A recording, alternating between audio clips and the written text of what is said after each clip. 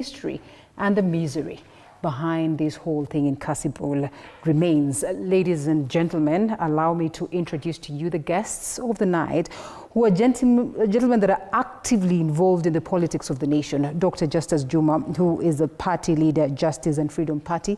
Many thanks for creating time, Daktari. You also have the Member of Parliament of Kacheliba, that is Titus Lote, and last but not least, Dr. Moses Mwangi, governance expert, and pretty much also a gentleman that has tried his hand in the politics of the nation. Maybe to say, unsuccessfully, but of course he says he's committed, to take it again and again and again. Just how ugly can this thing that we say politics is local get?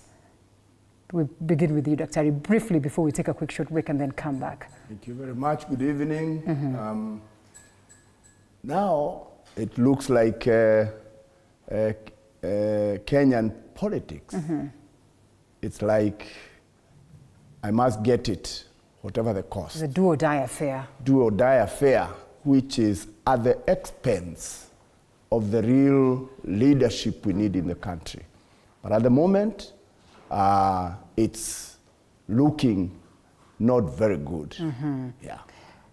Member of Parliament, this Member of Parliament is one of the lucky, individuals. I wouldn't say lucky because, well, he put up a fight, but under an independent ticket, he managed to, garner this particular position in Kacheliba. Just how ugly was it at that particular time? And do you suppose the situation is changing, from that county assembly level to that level of, constituency, just looking at what Kasipul is like? Well, thank you and good night. Good evening, actually, not good night. I think when I say good night, basically... It's allowed, it's like say good day, right? Yeah, it's actually night, so, but I will actually say that politics is local, like you rightly said. And if you listen to the very tapes, you will actually hear that there are pockets within this country where politics is heightened to levels where insecurity becomes part of politics. And there are places in this country where politics is amicable, where you can still understand each other. In my case, because you've asked me to say something about my case, I think I was elected in a by-election within a main election, basically because the main election took place on the 9th of August 2022. I actually did an election on the 29th of August, that is 20 days after, basically meaning it wasn't in the main election, but it was also part of the main election because there was no main election in that constituency.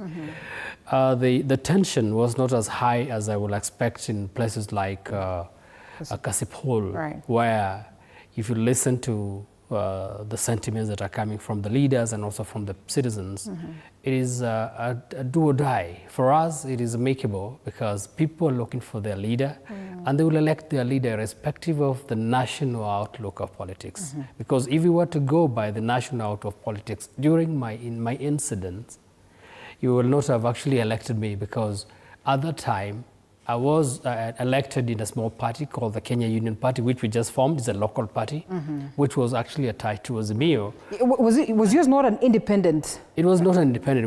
We formed a small party. We have 3 members of parliament here. Right. It is a party that was formed 2 years before election. And so it's a local party, but then we were part of the Azimio. And yet we know that Kenya Kwanza had won. If it was a cutthroat like we see, probably I would not have gotten the chance to be elected. But our people are not as, what will I say, are not keen to politics of insecurity or politics of threats or politics like we've seen in Kasipul. So for me, I would say, as much as we've got the local outlook of politics, we also have got the pockets of politics, the local politics. And so I would say, this country, we're all politicians, and every constituency, every region has got its own level of politics. Yeah. This comes close home, Daktari. Briefly, before we take a short break, just how ugly or beautiful can politics at that local level be? Well, something special is happening in this country. And the fire is burning, but the interesting aspect of it is that the old guards are not smelling the smoke.